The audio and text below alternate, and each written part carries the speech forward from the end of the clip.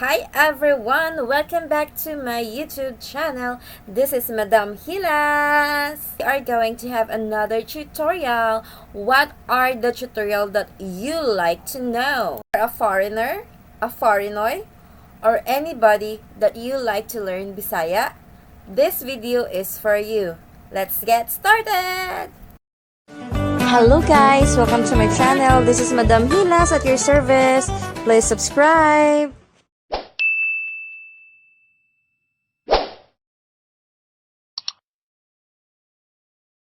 Another disclaimer guys, I am not a professional English teacher, nor I cannot speak very fluent in English, but I will try my best. Get started with the greetings, like for example, in English, like good morning, good afternoon, good evening. In Bisaya words, what is good morning? What is good morning? Good morning in Bisaya, mostly you will say maayong buntag.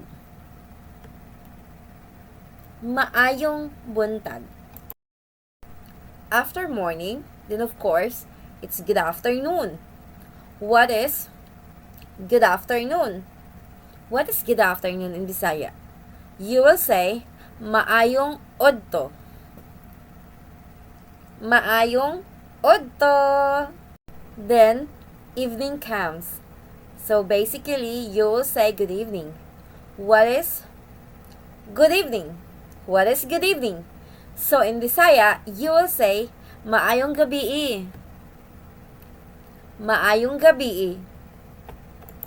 So for instance, if you are a foreign or any people that doesn't understand any Bisaya language, if you happen to be around with Bisaya people and you would like to say, "Hi guys, how you doing today?" So you will just say, "Hello, kamusta mo?" Hello, kamusta mo? It's easy, right? And I think I already said this to my previous tutorial. Like if you say you are so beautiful, then you will just say you are so guapa. Kagwapa ni mo uy. Again, you are so guapa. Kagwapa ni mo uy. So that is the Bisaya term of you are so pretty or you are so beautiful. What about for boys? What about for male? What about for men? Kagwapo ni mo oy, you're so handsome. You will say, kagwapo ni mo oy. Kagwapo ni mo oy. And then, if you will just talking about a kid, like for example, oh, she's so pretty. Oh, that kid, that little boy is so handsome. In Bisaya, you can just say, hala, kahimos ana oy. Kahimos ana oy. Pakuruta ko bi. Like, I wanna pinch you on the cheek. Pakuruta ko bi. Pakusluta ko bi. Pakusi ako bi. Kusi, like this. Bisaya term, kusi. You wanna ask something like, for example, you are going to buy a mobile phone. And then you want to learn like how to say it in Bisaya, like I wanna buy this cell phone, how much is it? So you will just say, excuse me, gusto ko mo palit og cellphone. Gusto ko mo palit og cellphone. Gusto means I want. Ko is I am, me. I am or me.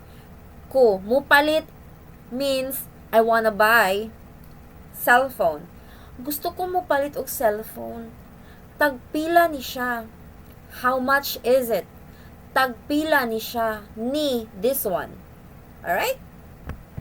And then, if you will say thank you very much, thank you very much, in Bisaya, you will just say, daghang salamat.